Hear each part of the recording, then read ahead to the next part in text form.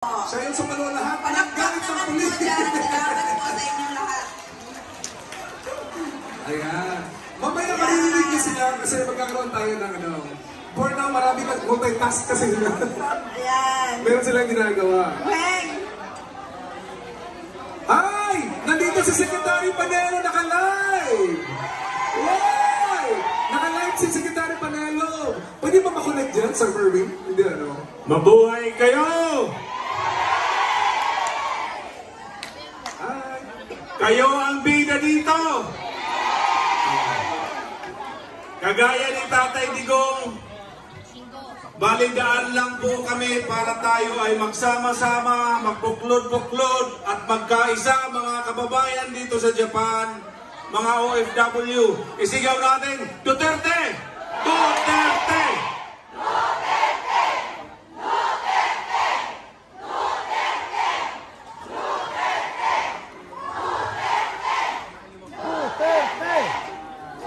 May time pa ako magsalita. O, start na ba tayo? Mag-ano pa tayo? Mag-prayer pa tayo. Mag-prayer pa tayo. Sige, umpisahan nyo na para ano. Yes! Okay. Thank you, sir and Ate Riza. Ang haligi ng RDPU. Okay. Pwede na po tayo mag-settle down. May I request everyone to sit down para maka-start na po tayo. Sit down and stand up. Information. May we call on... Ready na ba tayo? Okay.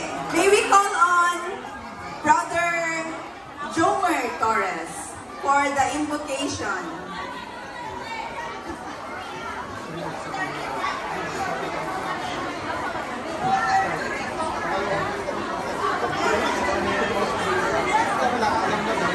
Magandang hapon po mga kababayan. Isang matahimik po na pagkakataon po muna. Hello! Isang matahimik na pagkakataon muna ang ating hinihingi sa bawat isa mga kababayan. Dahil narito tayo upang ipakita ang ating pagkakaisa, suporta natin sa bansang Pilipinas at sa ating mahal na Pangulong Rodrigo Roa Duterte. Tama po ba? Kaya alam po natin mga kababayan, anuman ang pagkakaisa natin, lakas natin mga kababayan na ating ipinapakita, ipinaparinig mula dito sa bansang Japan na kinaroroonan natin. Lalong-lalo na sa mga nangyayari sa bansang Pilipinas. Wala tayong magagawa mga kababayan kung walang gagawa ng isang milagro nitong lahat. Tama po ba? Kaya tayo bilang mga Kristiyano, tayo bilang mga naniniwala sa Panginoon, tayo'y lumalapit sa Kanya upang hingiin ang isang tinig ng pagkakaisa, tinig ng katarungan sa lahat ng nangyayari sa ating bansa at sa mga sinusupil sa ating bansang Pilipinas. Kaya sa pagtitipong ito mga kababayan, hindi lang sa lakas natin ipapakita ang ating pagkakaisa, kundi manalig tayo sa taas. Tama po ba?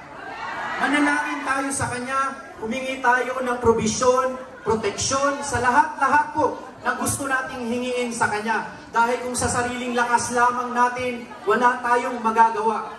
Tama po ba? Kaya sa pagkakataon ito, hinihingi ko po ang inyong